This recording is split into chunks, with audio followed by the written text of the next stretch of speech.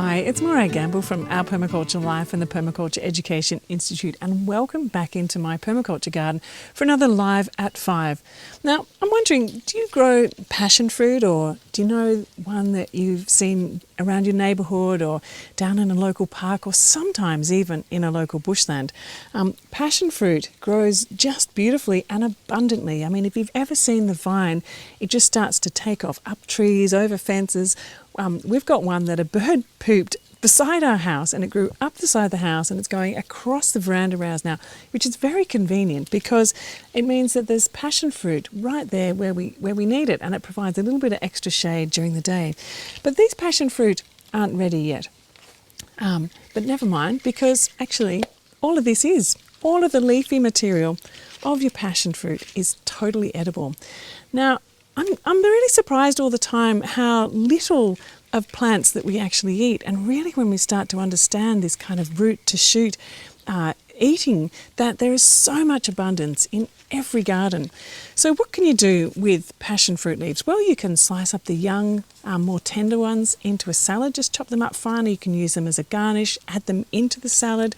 And as you get more into the older leaves, you can then chop them up and add them into anything from, it could be a pasta sauce, it could be into a curry, a soup, a stir fry. You can saute them up. So really it's a very, very versatile green that you can use in all different kinds of ways. If you want to take let's go a little bit of a bitter edge. So if you wanted to take the bitterness out, you could actually boil it first and then throw away the water and then use the green like that. But there's nothing wrong with a little bit of bitter, because bitters actually helps to activate our digestive juices. So it's not such a bad thing. So anyway, I recommend you give your passion fruit a try. Go and harvest some leaves and test it out in different ways.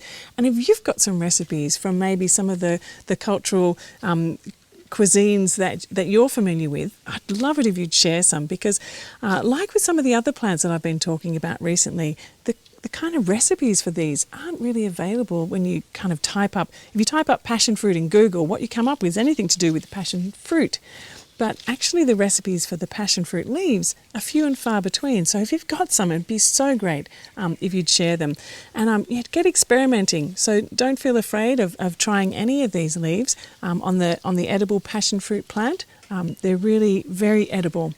So thanks for joining me again for another Live at 5, and come back again tomorrow. I'll be talking about another plant, and we'll exploring different ways that you can find abundance in your garden. And I've also got a few links below too that really help to show you how to get gardens started and compost systems, improve your soil, look at worm towers, and also a link to my new 4-part permaculture series, which explores what is permaculture and how to weave it into your life and livelihood too.